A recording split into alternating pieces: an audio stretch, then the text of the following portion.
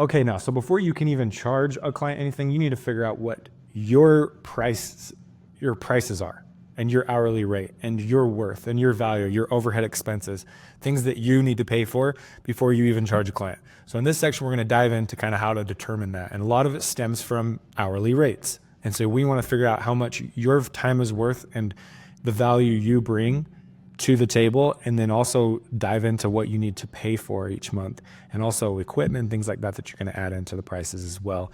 Make sure all that's taken care of.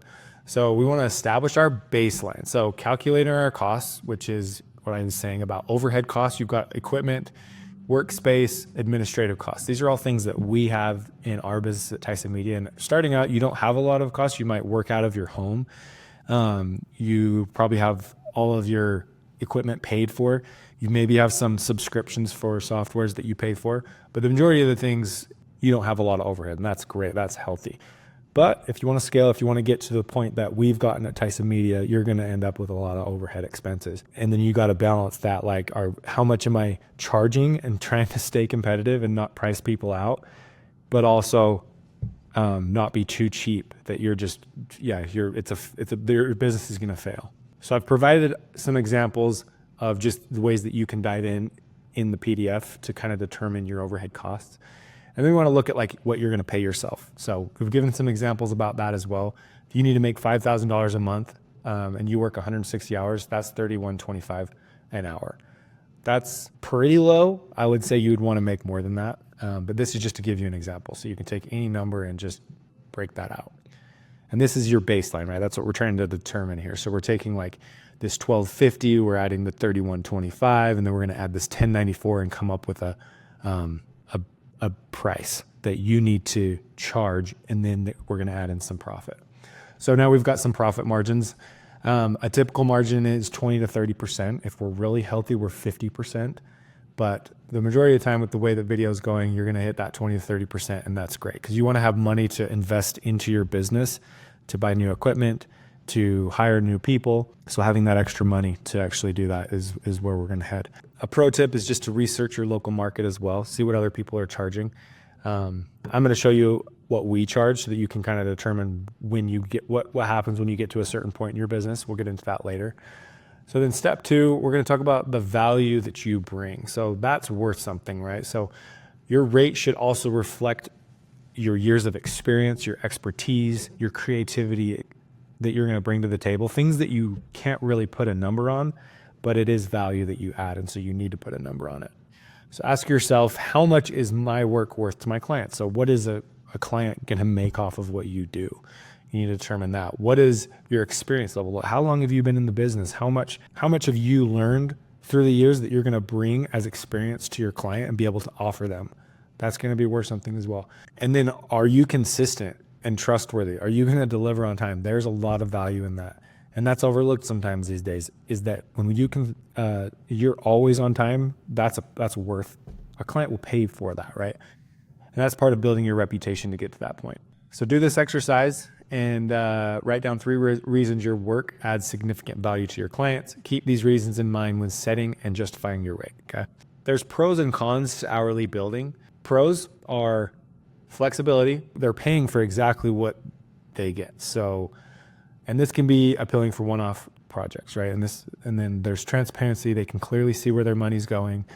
And then there's the learning phase. Hourly billing allows you to test the waters and gather data about how much time tasks take. And that's part of it, is like, you say, hey, I'm going to do this project for you. You don't quite know what to charge as like a flat fee because you don't quite know how long that's going to take because every client's different. So using hourly rates to build out that fixed cost, right? And then the cons of hourly billing is it's unpredictable for your clients. So many clients prefer knowing exactly what they'll pay each month. And that's just the difference. So some people don't want that. Some people want to know exactly what they're paying because you can end up charging too much for a project if you spend too much time.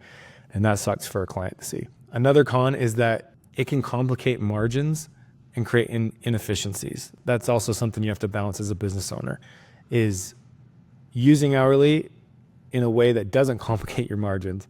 And so we're going to continue going into that as we go. Perceived value. Clients may focus too much on the time spent rather than the results delivered, undervaluing your expertise. So Now let's go into transitioning from hourly rates to retainers, which is where we want to get. And as you know, hourly rates aren't sufficient for long-term relationships. We need to get to a fixed budget. We need to get to a fixed retainer. Whatever that ends up looking like, it's got to be a fixed number so that it's predictable for you and your client. So step one, use our 6-month onboarding phase. And in that time, that 6 months, you're going to be learning how to transition out of hourly, and you're going to learn how to get to that fixed number. And that's what's so important about learning about your client. But then you're also going to be adjusting and adding to that as you go. So understand the scope, learn exactly what kind of work the client needs on a monthly basis, track time. So we're going to be tracking our time, and we're going to adjust each month. When I started with one client, we had a $10K budget, and he didn't care. It was just a fixed $10,000. And he didn't care how we got there. He just said, take care of my Instagram, create videos, build my brand. I want to see what you do. So here's $10K a month. And I found in the first month, we went to $12K. So I lost $2,000. And I didn't need to tell him that, but basically I needed to find ways to dial back the budget. So I needed to get to like $7,000 to $8,000 to make sure that profit margin. So the company's making $2,000 to $3,000 and only paying for $7,000 to $8,000 to fulfill the work. During this onboarding phase obviously establishes trust. It shows your client that you're reliable, transparent, and worth every penny. It shows that you're invested in growing with them and learning with them. Okay. And then here's just an example of transitioning from an hourly rate to a retainer. So 60 an hour for a client, 6 months, this project takes 60 hours a month. That becomes a $3,600 a month retainer. It makes sense, right? So that's kind of what I mean by determining that. And make sure you're using this PDF so that you can come in and actually get more of the details. I'm mostly just breezing through it.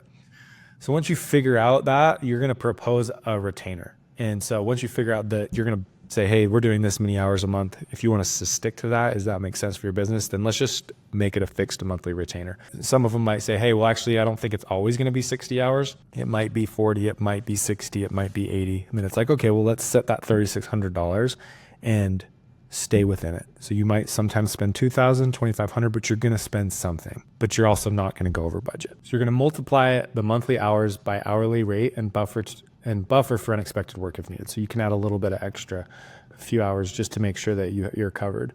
We're going to explain to the client how this transition provides stability and predictability for both sides. And when a company hires someone, they're typically hiring them at a certain number, an hour, like a salary.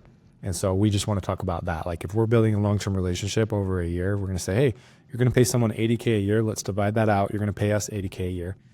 But this is the monthly payment you're going to make, and we're going to do everything you need that we've established that you need, and make sure we're fulfilling it within that budget. And then we're going to be transparent. Show how you arrived at the proposed amount using your data from the onboarding phase. So we're going to communicate with our client along the way. Here's the output. Here's the hours. Here's why we came up with this retainer. Does it make sense for you?